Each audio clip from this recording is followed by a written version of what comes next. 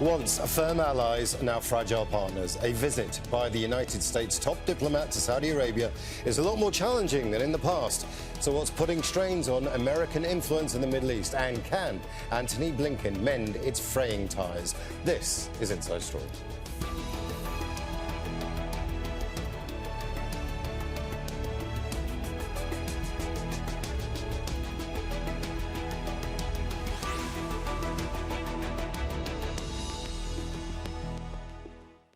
Hello and welcome to the programme. I'm Imran Khan. Top-level diplomacy often involves tricky footwork, but it rarely comes much trickier than during Antony Blinken's visit to Saudi Arabia.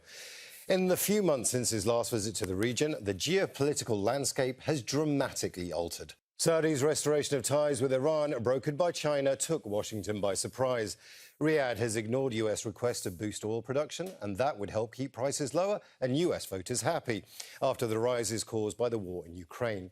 Blinken will meet ministers from other Gulf states too. That's at a time of intensified aggression against the Palestinians under the new far-right government in Israel that he hopes to bring closer to Saudi Arabia. We'll be discussing Blinken's trip and what it hopes to achieve shortly with all our guests. But first, this report from Sarah Khairat. A meeting in Riyadh seemingly based on shared commitments and common interests. But the reality is relations between the US and Saudi Arabia are strained. The first meeting only lasted an hour and 40 minutes, even though US Secretary of State Antony Blinken had a lot of ground to cover with the Saudi Crown Prince. Tehran has reopened its embassy in Riyadh 7 years after it was closed. The restoration of Saudi relations with Iran was brokered by China, a deal highlighting China's growing influence in the Middle East. Saudi Arabia's Mohammed bin Salman is making moves, and they're not in the United States' favor. Blinken's three-day trip to the Gulf Kingdom aims to counter Beijing's influence in the region and that of Moscow. US President Joe Biden has vowed to not walk away and leave a vacuum to be filled by China, Russia or Iran. US hopes of a global boost in oil supply have been sunk by Saudi cuts announced this week. Washington is desperate for lower fuel prices that have risen during the war in Ukraine and are a big issue with US voters. Thank you so much for... Blinken hopes to get his host to establish diplomatic relations with Israel, despite its far-right government intensifying violence against Palestinians and running a rampant program of illegal settlement expansion in the occupied West Bank. The United States has a real national security interest in promoting normalization between Israel and Saudi Arabia.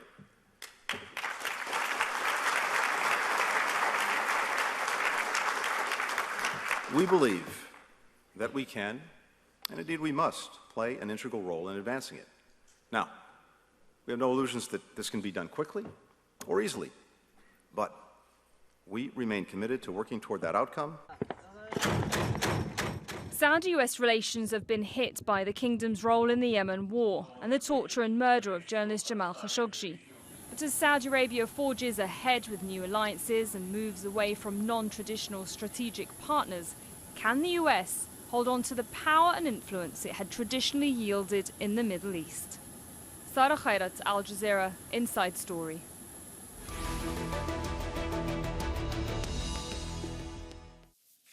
For more on this, I'm joined by our guests. In Riyadh is Abdulaziz Alghashian, Saudi affairs analyst and fellow at the Sectarianism, Proxies and Desectarianism Project at Lancaster University. In Washington, D.C. is Mann Leverett, CEO of STRATEGA, a political risk consulting firm. She's also a former White House national security official and former U.S. diplomat. And in Tehran is Foad Izadi, head of American Studies Department at the Faculty of World Studies at the University of Tehran. A warm welcome to you all. I'd like to begin in Washington, D.C. with Mann Leverett.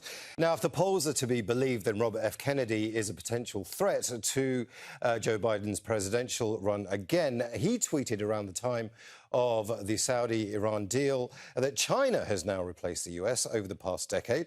America has bombed and China has built. Hillary, do you think that China is a threat to US diplomatic supremacy? Certainly a threat to U.S. dominance in the region. That's been clear now for many, many years and certainly has accelerated under the Biden administration, and the administration is concerned about that. They're acting on that. Remember, they came into office with President Biden himself declaring that he was going to treat Saudi Arabia as the pariah that they are. He was going to refuse to deal with Crown Prince Mohammed bin Salman and only deign himself to deal with Saudi Arabia's king. It has been a frankly humiliating reversal in U.S. policy, really recognizing that they need the Saudis, not necessarily only to achieve goals, but to prevent the Saudis from undermining the Biden administration's foreign policy agenda, as well as its domestic politics going into the 2024 election here. Abdulaziz Alghashian in Riyadh, there is still a relationship between the US and Saudi Arabia. It hasn't fallen apart completely yet, but it is very, very tense, perhaps more tense than it's been for a while. Yeah, well, firstly, good day to you, to your viewers, and to all your guests. I agree there's a lot of tension. There still needs to be a lot of water under the bridge. But I think we need to contextualize this tension. Firstly, I very much echo what Ms. Hillary said in Washington, D.C. I think the fiery rhetoric that Biden himself and the Biden administration used in their elections has really amplified these tensions. However, notwithstanding these tensions and notwithstanding this rhetorical kind of jostling taking place, I still believe that there is still a strong relationship between the United States and Saudi Arabia. I think the symbolism has decreased, but I still think the strategy has been there, and I don't see it going anywhere soon. I think in regards to China and this aspect of is it replacing Saudi Arabia, or I'm sorry, is it replacing the United States? I think for the Saudi lens, Saudi right now is viewing the world in a much more multipolar fashion. I won't say it's a symmetric multipolar perception.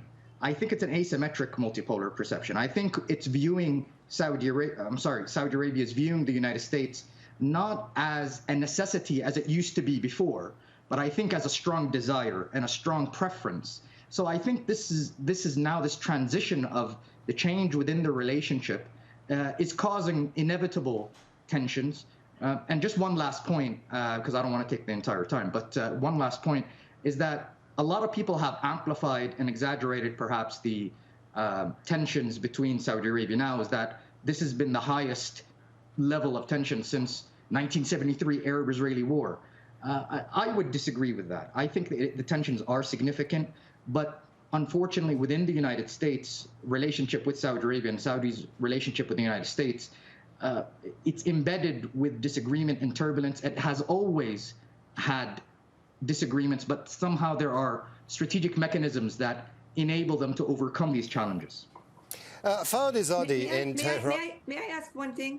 May I just point out one thing? I'm sorry, I don't want to take the time from my colleague in Iran, but just in terms of the state of U.S.-Saudi relations and where they were, I really need to point out, I worked at the White House. I was on the National Security Council in the Bush administration after 9/11. And U.S.-Saudi relations after 9/11 were not as bad as they are today. I worked then with President Bush to organize a trip by the then Saudi king to President Bush's ranch in Crawford, Texas. The relations were not nearly as bad on a personal level and a country-to-country level. We are in a very serious state today, even compared to the prior time of a serious crisis in U.S.-Saudi relations after 9/11. Well, let me bring in Tehran here and Foad Izadi. I mean, Foad, the view from Tehran seems to be that the US is simply an untrustworthy partner, that perhaps China is much more simpler to deal with. This is echoed in the breaking of the JCPOA, which actually, the Iran nuclear deal, which Iran actually stuck to their guns with and did everything that they needed to do. So this comes as no surprise to Tehran, surely? No, it doesn't. I think everybody in Iran welcomed the normalization of relations between Iran and Saudi Arabia. I think the Saudis realized that fighting Iran is not good for their country. What the United States wants from Saudi Arabia is to demonize Iran, to confront Iran, to spend petrodollars against Iran. That's not good for Saudi Arabia. They want the Saudis to normalize relations with Israel. which is not good for the Saudis in the Arab world and the Muslim world. They want the Saudis to reduce the price of oil. Why should you do that? It's not reasonable. That's, you know, when you sell oil at a higher price, you get richer, and you don't need to. You need to look at the market, not the demands from some politician in Washington that's running for presidency or whatever. They want to make sure that the Saudis are confronting China and Russia, and that is also not good for the Saudis. So when you look at the demands that Mr. Blinken has from Saudi Arabia, you realize that the patience in Saudi Arabia is running out, and it's good for Iran and it's good for the region. Abdulaziz Alghashian, I want to bring you in here. It's always been said that this was a China-brokered deal between Saudi Arabia and Iran. But clearly that's not quite the truth. I mean, both sides had something to gain from this. What does Saudi Arabia gain from normalizing relations with Iran? What was the driving force there? Well, firstly, I think, just like what my colleague in Iran said, I think both Saudi Arabia and Iran realized that confrontation has not been fruitful. And there was just no clear end game to this confrontation and this relationship of antagonism. And I think they needed to move forward. And thankfully, I think they made this, there was enough will to overcome these challenges, but still they need to iron out some of the tricky issues that they have. But I think what's driving Saudi Arabia mostly, and really what's driving Saudi Arabia foreign policy in general, is the fact that Saudi Arabia has enormous and very lofty economic projects that it wants to achieve. And I think it understands very well that it cannot achieve these economic goals as Vision 2030, as we always hear about, without a stable region. So I think what is taking place, and what's worth noting, is that there's an aspect of regionalization that has been taking place. There's a regional agency that has taken place. That this is what the Saudi-Iranian normalization has illustrated, is that this is a region now that's attempting to take responsibility for solving its own issues. Now, it won't be easy, but at least they're going to discuss their problems and their cooperation within a framework of dialogue.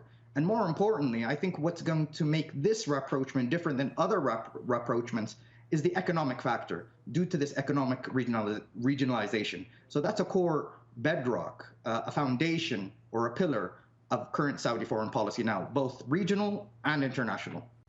Hillary Mann Leverett, it is actually somewhat extraordinary that you have the top diplomat of the US coming to Saudi Arabia almost on the back foot. He is coming to try and make relations not get any worse. Not to try and improve them, but to not make them get any worse.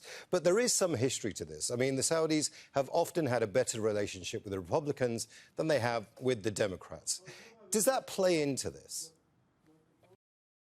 I think it does. First, I want to echo my colleagues' comments in Saudi Arabia. I completely agree in terms of what the Saudis are looking for in terms of stability in the region and how important that is to their economic future.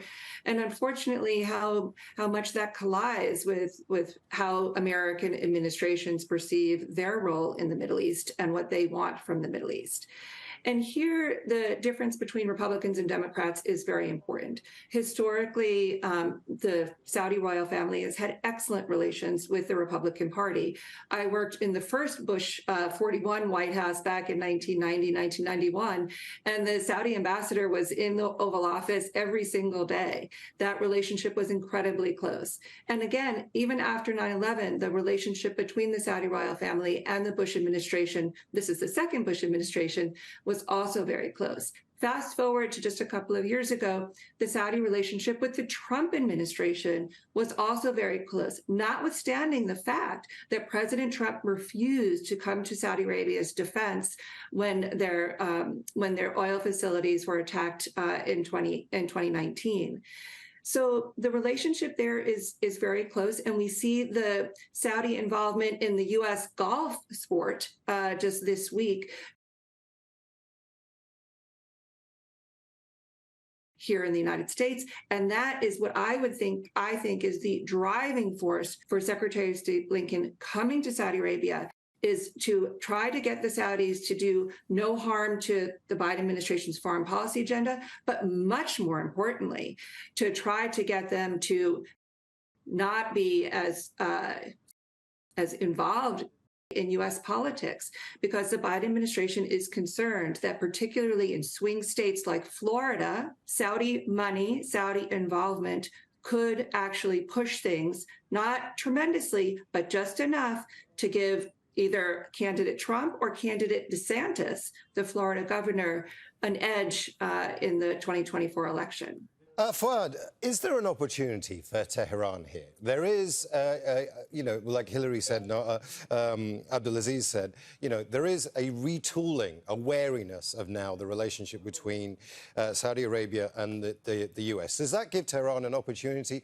to perhaps try and get back to the JCPOA, the Iran nuclear deal, or any other way for a deal between Iran and the US? Iran has been trying to have the United States come back. Iran never left the agreement. Iran is in the agreement. It's the U.S. that needs to come back to the agreement. The Biden administration could return to the agreement on the first day of the Biden presidency. Trump left the agreement issuing an executive order. And the next president in the American system can nullify the previous president's executive orders. And Biden did that when it came to the Paris Climate Accords and other agreements that Trump left. But the Biden administration decided not to do the same for the nuclear agreement. They could just return to the agreement and give Iran 2 or 3 months to come back to the full compliance that Iran was engaging in before Trump left. They decided not to do that. It's been more than 2 years since the Biden administration came into office, and they come up with different excuses every day. The last thing they're saying is that because of demonstrations in Iran, they don't want to go back to the agreement. They say it's not on their agenda. This is what John Kirby, the spokesman at the National Security Council, said last week. But it's been more than 6 months since we haven't had any demonstrations. So whether we are going to have the agreement or not, it's a decision that needs to be made in Washington. I think the Raisi administration in Tehran has been trying to make sure that the facilities and the conditions are right for the U.S. to return. It's a decision that they have to make. Hillary, was this a strategic blunder on behalf of the Biden administration that it didn't go back to the JCPOA? The opportunity was right there. It could have been a very simple decision. They didn't do it. And that's something that now perhaps the Arab world has looked at, the Gulf states have particularly looked at and gone, oh, maybe America isn't as powerful as we thought it was. Maybe we do need other allies. Was this a strategic blunder? Absolutely. I think it was the most important strategic blunder that the Biden administration has committed. And it sunk their foreign policy agenda from the beginning, because not only is the United States now looked at in the region as not willing to militarily come to defend any of our allies, but we can't even keep an agreement that was working, that was in everybody's interests. It was a very serious blow for the Biden administration not to return, like they did to the Paris environmental accords, to that agreement. Very much a strategic blunder, and I don't think they can. I'm not sure they can recover. And I think the Saudis are betting on that it will take everything that the Biden administration has to restore credibility in the Middle East, while fighting with Russia over Ukraine, while fighting with China over Taiwan. It's just not something this administration can do as it heads into a presidential campaign, with Republicans here putting themselves into the race for president. It's just too much for this administration, and I think the Saudis have. Abdulaziz, do you think it was a strategic blunder? I'm not going to go into American politics here. I'm going to stick to my Riyadh politics with the theme of meddling, etc. So I'm not going to meddle in my Iranian colleagues and American colleagues' terrains. But what I would say is that I think the when it comes to the Saudi perception of the JCPOA, there was a lot of things that they had issues with. And I think with the JCPOA, it was mostly viewed as an Obama legacy. It was a fact of trying to rapproche Iran with something that I think came at the cost of the relations with the Americans' main partners in Saudi Arabia and others. But I think it's precisely this issue of going back into the JCPOA, leaving the JCPOA, is precisely the reason, or one of the core reasons, why there was a Saudi-Iranian rapprochement and there was a preference to have the umbrella of China. Because I think the region has had enough of waiting of what's going to happen and being susceptible to the politics in other Western capitals. So I think this is the reason why. This is why there was a regional agency. The fact that, listen, we're not going to allow ourselves to be a platform or an experiment for others and to express their own or project their own politics upon us. This is a theme that was very much agreed upon entirely or unanimously in the last Arab summit in Saudi Arabia. They all agreed upon that they are not going to be a region where other superpowers can compete. They have their own agency and their own will. Now, I think when it comes to other issues of dealing with this, I'm sorry, with the reluctancy and the aspect of credibility, as my colleague in the United States said, I don't think it began with the Trump administration or the Biden administration. I think the aspect of American credibility, unfortunately, has been in the making for a few decades now. And I think the war in Iraq really didn't help in 2003. The other aspects that have led to misperceptions. Now, I think one of the reasons why there is a constant misperception or a constant disappointment and expectations is because the language that we use is very much misleading. One of the terms that we use is alliances. Now, Saudi Arabia and the US are not military allies. They are partners. Israel and the United States are not military allies. And therefore, this notion of alliances is being taken back and forth and used too lightly, in my opinion. And I think that's one of the reasons why there's a lot of misexpectations. It's an interesting point you make about Israel, because $3.5 billion in military aid alone from the US suggests that they are much more than just partners, as you say. There is an alliance there. Hilary Mann, I actually want to ask you about Israel. Has America, in legal terms, I'll give you that. Okay, there you go. I'll give you that in legal terms. Hilary, I want to ask you, when it comes to Israel, the Americans have bitten off a lot more than they can chew. The Abraham Accords, which Israel sees as one of its biggest successes, they haven't managed to get Saudi Arabia. Saudi Arabia is being pressured by the Americans to join those accords. They're simply not doing it. When it comes to Syria, the Americans had problems. When it comes to the region, the Americans are simply too involved in too many different things. There wasn't a clear strategy. That hasn't helped, has it? No, it hasn't. But I think the role of Israel is very, very important. You have not only a Saudi government that's closer historically, and I think to today, with the Republicans, but you also have in Israel with Prime Minister Netanyahu. He is incredibly close with the Republicans. His chief advisor, Ron Dermer, was a registered Republican activist, a party activist here in the United States before he moved to Israel.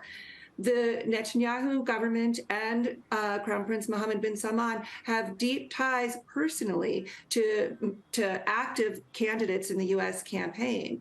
The idea that the Saudis are going to make peace with Israel under the Biden administration I think, is almost farcical. And I think the Biden administration sees again, not that they're going to get this amazing victory with the Saudis to make peace with Israel, but they're trying to prevent the Saudis from working with Israel to undermine the Biden administration in particular, not even the United States, but the Biden administration. I think at this point for the White House here, it's really all about politics and personal politics for President Biden. Foad, Izadi, do you think that the Americans simply have a scattergun approach when it comes to Middle East diplomacy, and this is now coming back to haunt them, that there are simply too many competing agendas?